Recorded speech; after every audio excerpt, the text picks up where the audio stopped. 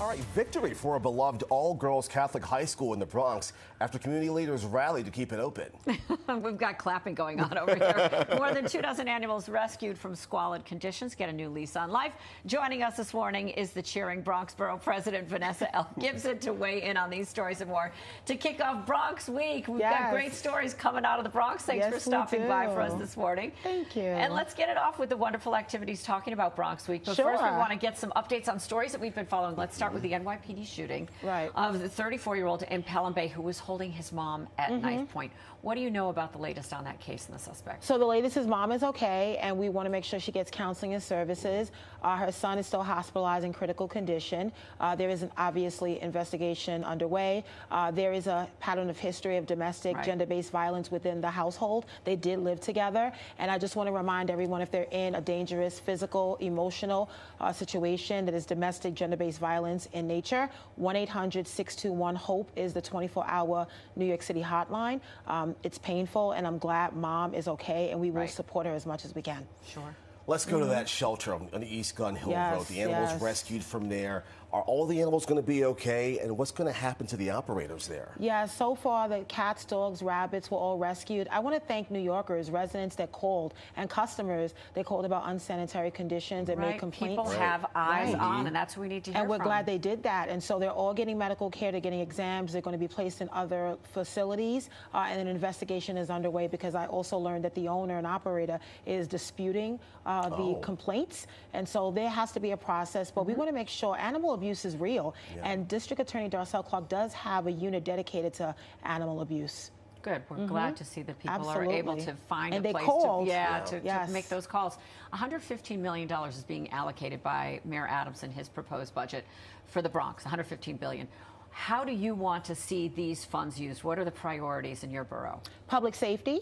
I'm glad he made an announcement just this weekend, $1.5 million dedicated to panic buttons for our bodegas and bodegueros, our workers. Do you know how many you're going to get in your borough? We'll get the number, but I know a significant amount will be Northern Manhattan and Bronx, where we've had lots of challenges. Also making sure we have SYEP at 100,000 slots for summer youth employment program, additional money for domestic and gender-based violence, which is a priority for us, a significant amount of money dedicated to Hunts Point, to creating more waterfront access and reducing our truck and carbon footprint in the borough, looking at, bringing in freight and food and other items and not using trucks. We have some of the highest asthma rates. So, so far, the budget proposal looks really good, and working with the City Council, the Bronx delegation, we want to make sure that we get as many priorities as we can for the borough.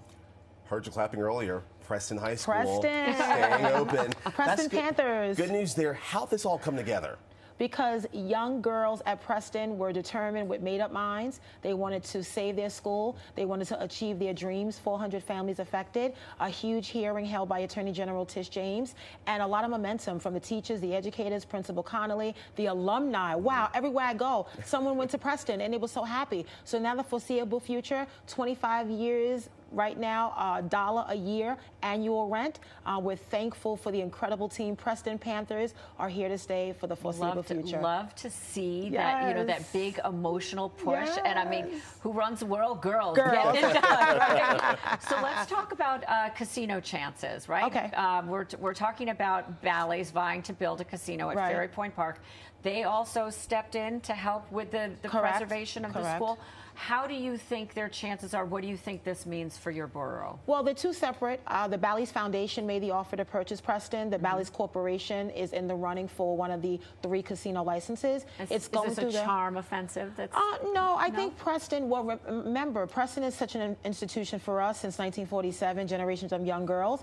But remember, the Bally's Corporation runs the golf course at Ferry Point Park. So they're already a neighbor. They are running out that... A good neighbor? A good neighbor, yes. Investments, working with school communities, working with the Throgs Neck Community Alliance and the Business Improvement District. We have a new shuttle service along East Tremont. So they've been good since they've been in place. And I think the casino proposal itself will play itself out. We will have a vote on the CAC along with the other elected officials. And we're getting a lot of feedback both good and opposition, but a lot of feedback on what a casino proposal means.